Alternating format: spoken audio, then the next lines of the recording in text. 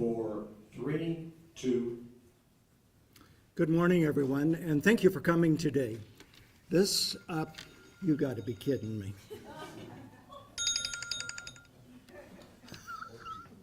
Well, that was real classy.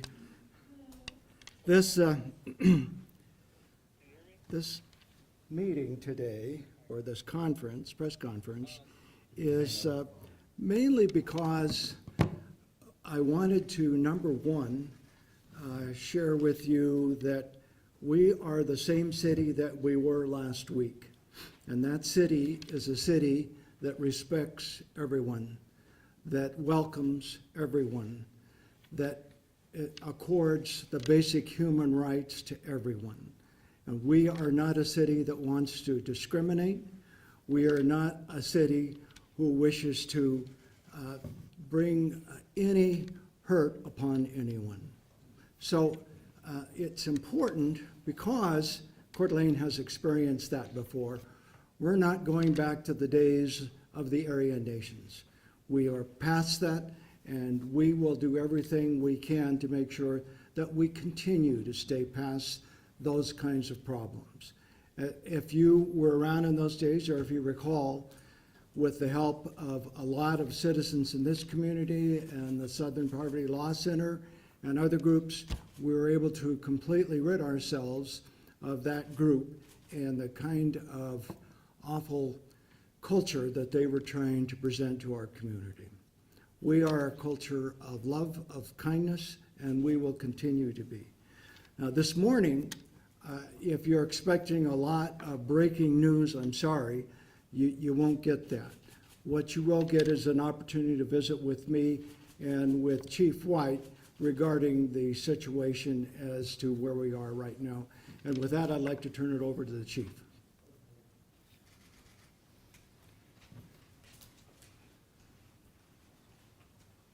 Thank you, Mr. Mayor. I don't have any new information to provide to anybody this morning. We've been receiving a number of comments, though, and questions that maybe I can address before we start getting questions individually. One of the questions I get is what additional information we can release about the events on Saturday. I would tell you that the investigation process is ongoing. We obviously still have a lot of work to do in terms of writing reports and linking individual body camera videos with individuals who were arrested in the property that was associated with those individuals. And so that process is ongoing and likely will not be completed for some time. The other questions I've been getting, really not from from our law enforcement partners, but from the press, is how has the community been handling this? I will tell you that I had one of our captains assigned to listening to all the phone calls this morning, and of the 149 calls that we know of so far that have come in, they're about 50-50 split between individuals in our community who are happy to give us their name and tell us that they're proud of the work that we did and they're happy to be a part of this community, and the other 50% who are completely anonymous and who want nothing more than to scream and yell at us and use some really choice words, offer death threats against myself and other members of the police department merely for doing our jobs. Those people obviously remain anonymous and don't tell us where they're from, although we had a call as far away as Norway. I think it's my impression so far that the majority of the supportive things that we're receiving are coming from members of our community, which, as Mayor Hammond just spoke about, is a fantastic place. And then we obviously have the hate groups from outside that are giving us their opinion as well. With that, like I said, I don't have any new information to present, but I will stand for questions. Before you do ask questions, if I can interrupt for just a moment, I failed to recognize Chief White and his staff for the excellent preparation that they did prior to this gathering on Saturday. They did the research, they paid heed to any concerns that were brought forth to them, and they were well prepared, even though it was a citizen that caught these folks that were climbing into the truck. The chief made sure that there was sufficient personnel to deal with this kind of issue, and as the mayor and as a member of this community, I'm very appreciative of you and your staff thank you very much for all that preparation and for taking care of us in this community. Now, you could go after. Yes, sir. Is this for me or the mayor? For you. Okay. I saw on Twitter, somebody reporting that on other social media platforms, on far-right platforms, that people were doxing police officers' Yes. information. Can you comment on that? We've received threats of it. I'm sure it's ongoing. There's not a lot that I can say about it at this point. I have another question. Sure. As far as weapons go that were found on the scene, we heard riot gear, one smoke grenade, but no firearms whatsoever. Is there anything there that you can tell us? I can't provide further comment on that. I gave everything I had yesterday. I'm sorry. So when will they be in court? Because my understanding is that they've all bonded out, right? That's my understanding as well. That's a separate agency that handles that. We basically booked them into the Kootenai County Sheriff's Department, or Sheriff's Office, jail, and then from there, the process is handled separate from our agency. They will be given dates to appear in court, and our city prosecutor will be able to answer questions regarding that. Right. So will they show up in person, do you know, or video? Will it I be can't answer that, video? ma'am. That's gonna go to the city prosecutor. Yes, sir? Was the police department familiar with this particular group before Saturday, and to what extent, if so? You know, we hadn't had any issues with that group here previously. There were a number of us that were aware of this group because of you'd seen a video online, or, it would be mentioned in relation to another subset of a hate group in this area or something of that nature. But I had never seen that type of activity in this area in my 8 years working for this police department. Yes, ma'am. Can we get the 911 calls that were made, or calls that were made to you guys on? Sure. The reports and the body camera video and everything else will be made available as soon as we can. Obviously, there's a process that we have to go through first, and once the prosecutor is set for that to happen, then all that will be released. Is it possible to at least get in touch with the person that made the call so we can really talk to that person? No. Two things there. Number one, since myself and other members of our agency have been receiving threats, including death threats, I think it's appropriate that we withhold that person's information at this time. So speaking with our legal counsel, that information is, to the extent we can, under Idaho law, redacting that individual's information. Yes, sir. At what point leading up to the event this weekend was any intelligence in the police department that you had regarding the Patriot Front? And at what point did the feds contact you and partner up in that regard? So we didn't have any information about Patriot Front coming prior to the individual caller who called us on Saturday. We had information that there were, anytime you have an event like this, there's opposing groups who decide to make some threats. We were taking each of those threats, not only on its face, but also we take them seriously, even though some of them appeared to be just anonymous internet stuff. So we staffed the event appropriately. We had some information that there might be some individuals who are loosely affiliated with some of the groups who are planning to protest the Pride event that day, and so we were adequately staffed for it. But we didn't have any intelligence that there was going to be a riotous group coming to this event prior to the 911 call we received. Just a follow-up question on that, sir. Are you with the media, sir? I'm not, I'm a citizen. Okay, I'm going to ask the media Just one questions here follow-up first. question, sir. Online, there was an officer of yours that was filmed stating that there was information and embedded feds or informants within that group. Is there any veracity to that? It was an officer of yours that made that statement on the scene. No, I think you're completely mistaken. So let me be Well, sir, very, it very is clear. available. Let me be very clear here. These were not law enforcement officers that we arrested. These were members of the hate group Patriot Front.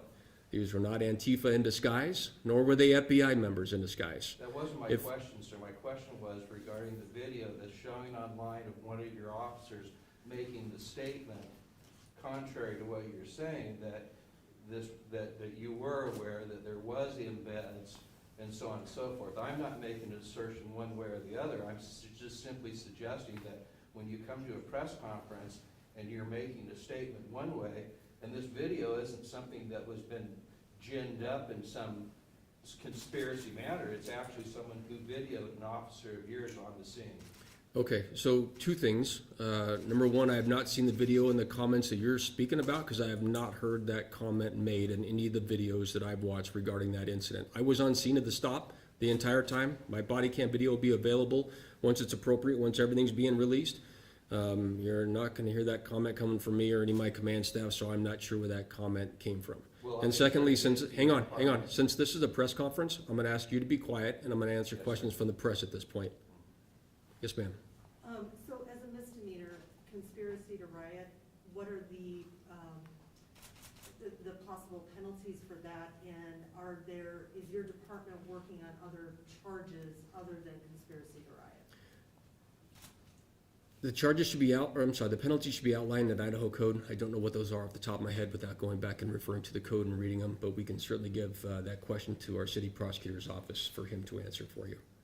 And other charges? The investigation, like I said, we still have so much paperwork to go through, and we just got done executing a number of search warrants on the Uhaul and then some other vehicles that were seized, and so that we still have a bunch of work to do. I can't comment further on the investigation process at this point. Yes, ma'am. Do you have any comment on why the bond was so low, $300? There's a bond schedule that's established by the courts. We don't get to choose that, so that would be a question for the courts. Yes, ma'am.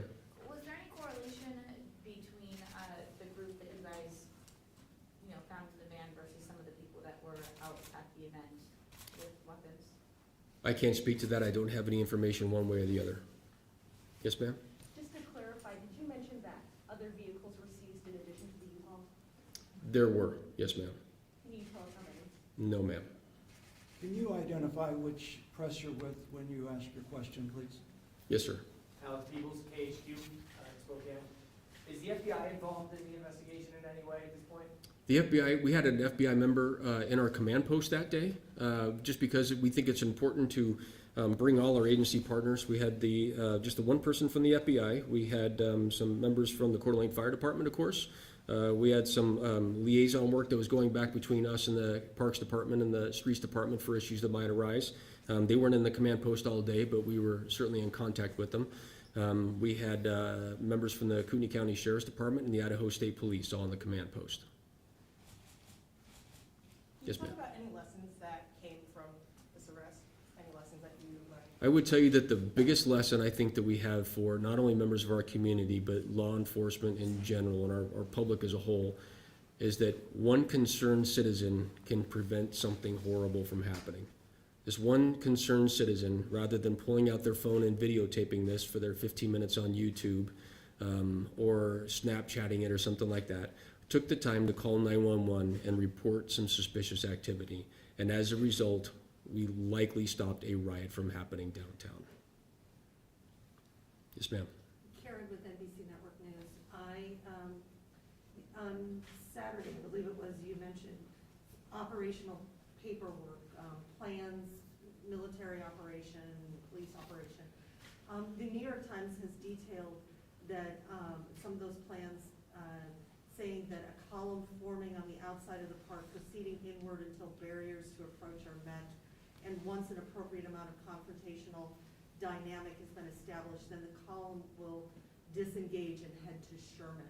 Can you confirm that that was part of the paperwork that you found, and can you explain what Sherman might refer to? Yeah, that's not verbatim, but that is very close to the operational paperwork that I read that day. It also included the use of a smoke grenade once an appropriate level of confrontation was met by that group. Sherman Avenue is the downtown corridor that's immediately adjacent to City Park, and it's basically just north of where we sit. It's largely consisted of small businesses and shops and taverns and things of that nature. And a follow-up if I can. So would the expectation be that the confrontational dynamic would have been with police officers that were there on scene staffing the event, or? I can't speak to that. It didn't delineate which group exactly, whether it's law enforcement or the Pride people that they were planning to confront. It was more vague than that. why stop them at the time you stopped them? The information that we had would lead any reasonable officer to assume that there might be criminal activity afoot, based not only on the 911 call, but the information contained within the call about the weapons that they were seen loading and the riot gear and things of that nature. We made a command decision to make the stop prior to them getting downtown to prevent a riot from happening. As it turns out, the stop occurred less than a quarter mile from City Park. I have no doubt in my mind that had that van stopped at the park or much near the park, that we still would have ended up in a riot situation. Yes, ma'am. Is there anything that can be said as to why this group picked Coeur d'Alene? I don't have that information at all. My guess is that since there was so much rhetoric online about the two opposing groups exercising their viewpoints and things of that nature, that this became a flashpoint, but I'm really not sure why they picked Coeur d'Alene out of all the other pride events that are occurring in the U.S. And then a follow-up to that, looking ahead to summer events, other events going on in Coeur d'Alene, what do you say to the community when you encourage people to come out to these events? Well, two things. Obviously, your question earlier, if you see something suspicious, please report it to us. Secondly, I would encourage people not to get too spun up about some of the online things they read. You have to understand that the majority of these anonymous comments come in from people who are just looking to get a response out of individuals, and frankly, they probably succeeded for some people who chose not to participate in the Pride event on Saturday. I wish that wasn't the case. I'm glad the event happened because the organizers indicated that they had a great event. Likewise, the Prayer in the Park event. I'm happy that that went off as well. It's not our jobs here as law enforcement to take sides or support one viewpoint or the other. We are required to remain completely apolitical and neutral, and that's what we do in our jobs, and that's what we did in this enforcement action. I would tell you that whether the van was loaded full of people who are part of that far-right hate group, or if it was loaded with people who from Antifa, for instance, who wanted to come and riot, it would be handled exactly the same. I'm hopeful that members of our community they view this as a one-off, and they continue to come down and enjoy their time in our city and our parks. Yes, ma'am. I'll take just two more, and then I'll turn it back over. Go ahead. Nicole with Coeur, wondering if we can know where that Uhaul was rented from and who rented it? I don't have that information on hand. I'm sorry. Okay, I'll take three more. Go ahead. We'll just hit this front line. Go ahead. This is your job, going and stopping this type of event from happening. You were on scene on Saturday. Did you know when you threw open that U-Haul door what you would be facing? And maybe just talk me through a little bit of what was going through your mind at that moment when the door opened and maybe you didn't know what you were gonna face. We really didn't. Although the comments that we were receiving from the individual who called in and the description that was given, we knew that we would be facing a crowd of people who were who might pose some difficulty for us. I would tell you that me personally, along with some of the officers that were there on scene that day, I think some of us were a bit surprised by not only the level of preparation that we saw, but the equipment that was carried and worn by those individuals, along with the large amount of equipment that was left in the van when the stop happened. That level of preparation is not something you see every day. It was very clear to us immediately that this was a riotous group that had prepared in advance to come downtown and disrupt either the Pride event or the Prayer in the Park event, or just riot downtown in Sherman. We didn't know that at that point, but it was clear to all of us that there was some ill intent there. Yes, ma'am. Sir, have any of these men been linked to other far-right groups? I can't comment on that just yet. I'm sorry. We have not got that far down the road yet. That's okay, and then my final question is, since the majority are not from this state, and if they do go back to their home states, what will the police's role be in making sure that they do appear at future court dates? Well, if they fail to appear, just like in any other misdemeanor crime, a warrant will be issued for their arrest. The process beyond that is depending on really the judge and the prosecutor's office, what happens with it. Any comment on if you'll push it to make it a federal case to where federal law enforcement will come make sure that they come back? That's really not my role. I'm just working in cooperation with our city prosecutor at this point. Yes, sir. So as you look ahead for Fourth of July, Heart of the Green, and the others, does this elevate your threat level for summer gatherings this year? We were prepared for a pretty busy summer anyway. We have just about all of our staff working not only for Coeur dAlene next weekend, but obviously a great number of our officers working for the Ironman event that takes place the weekend after that. And per usual, everybody who works in the city of Coeur dAlene as a police officer works 4th of July. Our planning might be changed a little bit from what it was last year, but even last year we were prepared for as much as we could be for a difficult day. Thank you, everybody. Mr. Mayor. Thank you, Chief White. I think it's very important, because of your question, that we emphasize that Coeur d'Alene is a safe city. And that isn't just the mayor saying that. I can document that with all the evidence that's provided by our police department in terms of the statistics and the reports of every activity that they're involved in. And we are still a very safe city. As a resident of this community, I feel very safe anywhere in this community. And with that, I want to thank you very much for coming and visiting with us today. Thank you.